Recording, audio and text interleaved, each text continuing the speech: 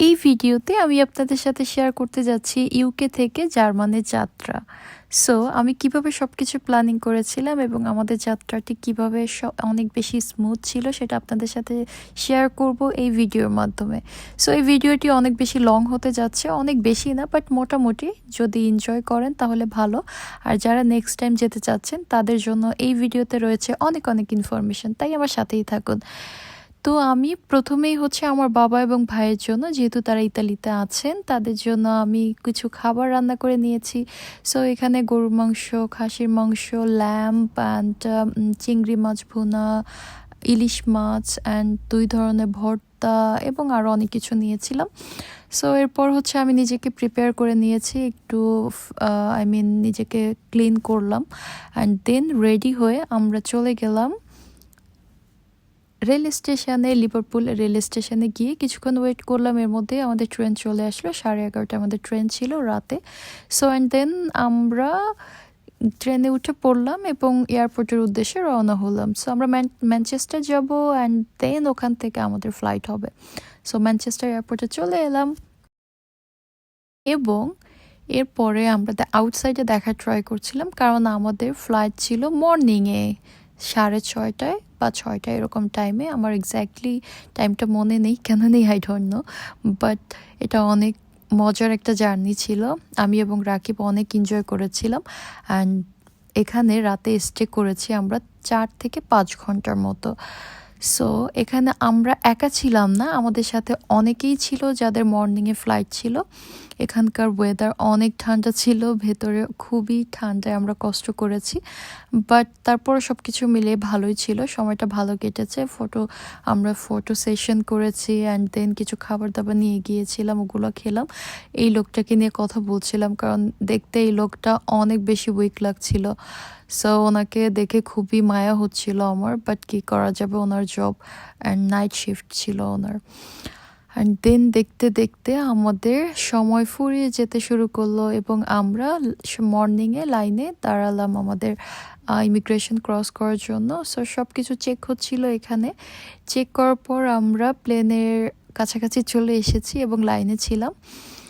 So সবাই এখানে ওয়েটিংয়ে ছিল, এক এক করে আমরা সবাই যাচ্ছিলাম। তবে বলে রাখি, রায়ান এয়ার খুবই চিপ একটা এয়ার। চিপ বলতে এত বেশিও না, এটা ডিপেন্ড করে আপনি কোন টাইমে যাচ্ছেন। মর্নিংয়ের ফ্লাইটের জন্য চিপ বলবো, কারণ অনেক কম টাকা লাগে মর্নিংয়ের ফ্লাইটে, এই কারণে আমি মর্নিংয়ের টিকিটটা নিয়েছিলাম।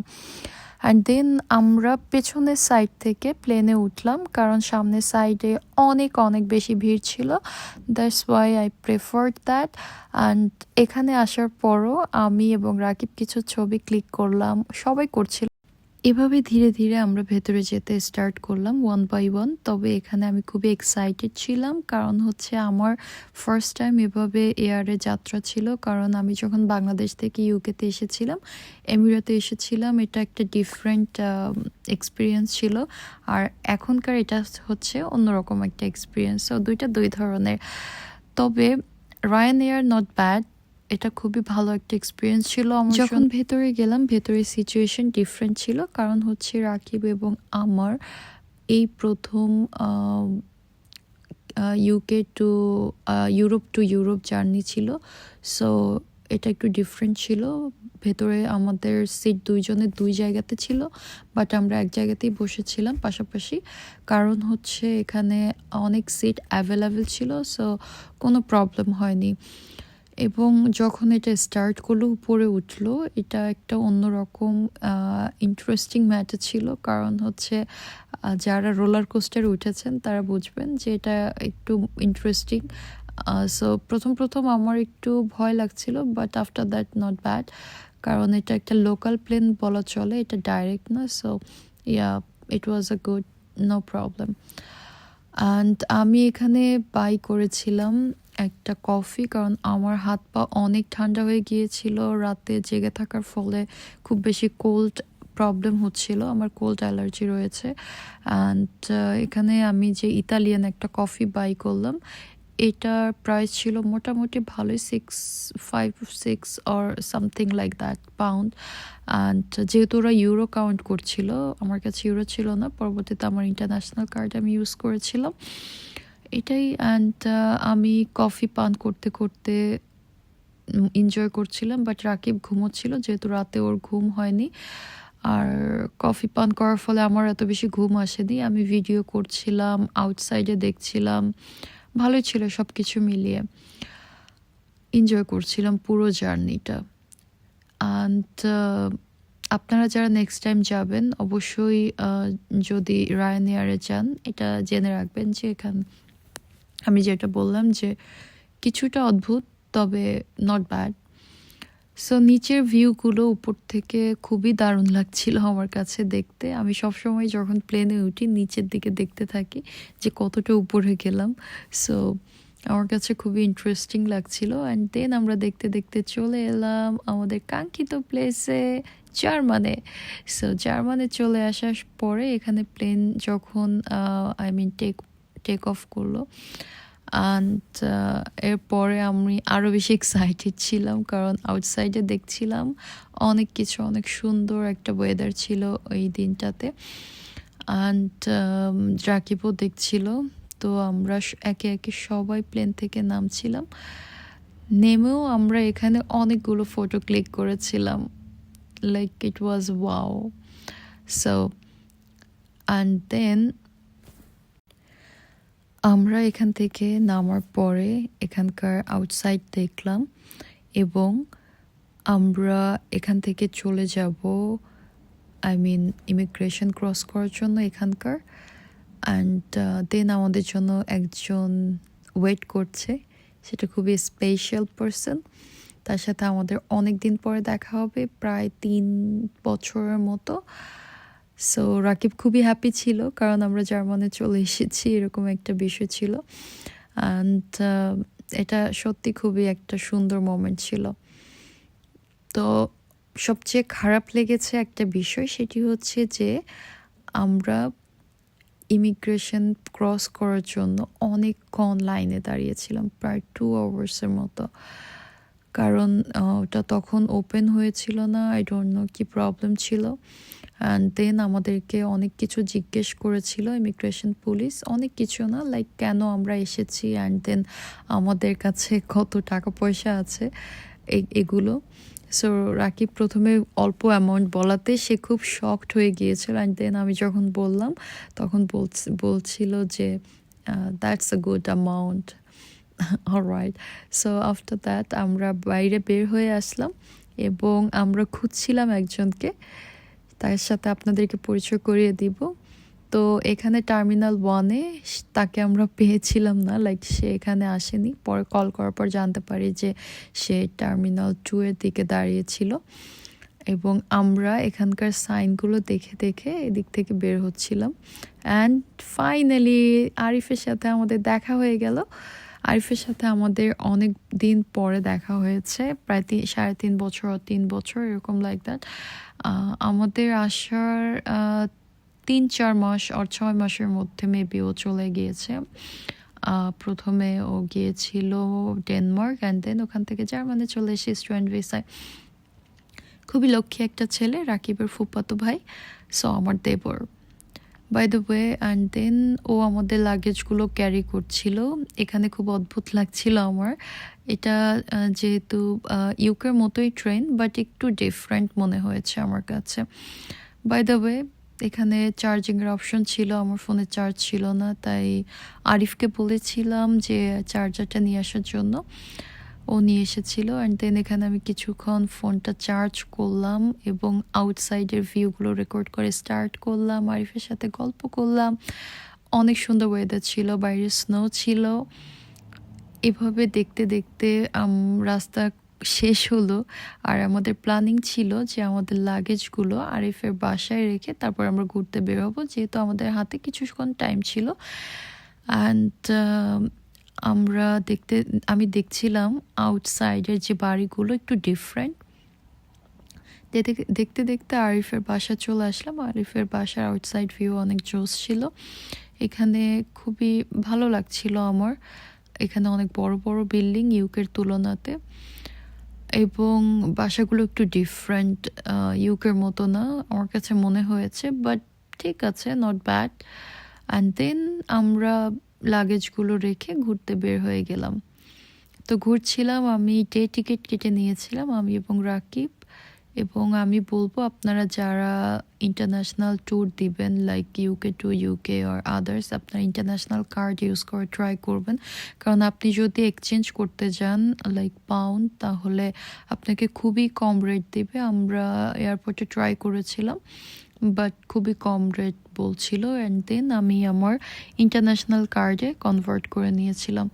সো অ্যান্ড দেন আমরা কিছু খেতে চলে আসলাম, কারণ আমরা খুবই ক্ষুধার্ত ছিলাম রাকিব এবং আমি, যেহেতু রাতে অল্প কিছু খেয়েছিলাম অ্যান্ড মর্নিংয়ে হচ্ছে ব্রেকফাস্ট করা হয়নি। সো আমরা এখানে চলে আসলাম ব্রেকফাস্ট করার জন্য। আরিফ আমাদের একটা হালাল রেস্টুরেন্টে নিয়ে আসলো, এটা খুবই মজার খাবার ছিল এখানে। অ্যান্ড আউটসাইড ভিউ অনেক ভালো ছিল। আমি আরিফকে অনেক কোয়েশ্চেন করছিলাম, যেহেতু অনেক দিন পরে মিট হয়েছে আমাদের। আমার বিয়ের সময় ওকে দেখেছিলাম, বাট ও অনেক চেঞ্জ হয়েছে, একটা বাচ্চা ছেলে ছিল। ওকে, দ্যাটস ফাইন। অ্যান্ড দেন আমরা এখান থেকে খাবার দাবার শেষ করে অন্য কোথায় যাব সেটা প্ল্যানিং করছিলাম বলতে, এখান থেকে কোথায় কোথায় যাওয়া যায় আমি জানি না। বাট আমার একটা প্রবলেম হচ্ছিল, সেটা হচ্ছে যে আমার পায়ে খুব বেশি ব্যথা করছিল, কারণ আমি যে জুতাটা পরেছিলাম জুতাটা খুব টাইট ফিল হচ্ছিল। তাই এখান থেকে বের হয়ে আমি জুতার দোকান খুঁজছিলাম যে একটা জুতা কিনতে হবে, আদারওয়াইজ আমি হাঁটতে পারবো না এবং আমার এখানে এসে ঘোরাটা একদমই হবে না। সো আর আরিফকে বললাম, আরিফ আমাদেরকে বার্লিনের যে শপিং মল রয়েছে সেখানে নিয়ে গেল। এটা খুবই বড় একটা শপিং মল এবং অনেক সুন্দর একটা shopping mall. I loved that. And আমরা জেডি খুঁজছিলাম, যেহেতু আমি জেডির জুতা পরে অভ্যস্ত, আমার কাছে খুবই ভালো লাগে, আই মিন কমফোর্টেবল ফিল হয়। বাট এইচএমে নিয়ে গিয়েছিল আরিফ আমাকে, ওখানকার জুতা আমার তেমন পছন্দ হয়নি। অ্যান্ড দেন আমরা জানতে পারি সেকেন্ড ফ্লোরে জেডি রয়েছে। তো খুঁজতে খুঁজতে আমরা সেকেন্ড ফ্লোরে চলে যাব এখন। তারপর সেকেন্ড ফ্লোরে গিয়ে আমি অনেকগুলো জুতো দেখছিলাম লাইক, কিন্তু আমার সবগুলো জুতো পছন্দ হচ্ছিল না। এর মধ্যে খুব কষ্ট করে একটা জুতো পছন্দ করেছি আমি, কারণ এখানে দেখতে পাচ্ছেন মল অফ বার্লিন লেখা রয়েছে। এটা খুবই খুবই সুন্দর একটা প্লেস ছিল রিয়েলি। তো জুতা কিনে আমরা চলে আসলাম এই জায়গাটিতে। এই জায়গাটি কি আপনারা বলতে পারবেন? এটা হচ্ছে হিটলারের কবরস্থান। লাইক এখানে নট হাজার হাজার, বাট আমি কাউন্ট করতে পারবো না, বাট হাজারেরও বেশি মেবি কবর রয়েছে। কারণ কেউ যেন হিটলারের কবর কোনটি সেটা আইডেন্টিফাই না করতে পারে, that's why they made this things. And আপনিও মানে এটা খুবই একটা অদ্ভুত বিষয় রিয়েলি। অ্যান্ড দেন ওখান থেকে আমরা চলে আসলাম বার্লিনের গেটে, লাইক যেখানে সবাই আসতে চায়, এটা খুবই ফেমাস একটা প্লেস। সো আমরা এখানে এসে দেখলাম সবাই ছবি ক্লিক করছে, আই মিন ফটো নিচ্ছে, ভিডিওস নিচ্ছে। অ্যান্ড দেন আমরাও আরিফকে বললাম চলো আমরাও ছবি ক্লিক করি অ্যান্ড ভিডিও নেই। সো আরিফ আমাদেরকে কিছু ছবি তুলে দিল এবং আমরা কিছু সেলফিও নিয়েছিলাম। বাট এই জায়গাটি খুবই বড় ছিল, খুবই মজাদার ছিল একটা জায়গা। সো অ্যান্ড দেন আমরা একটু ঘুরতে চাইলাম।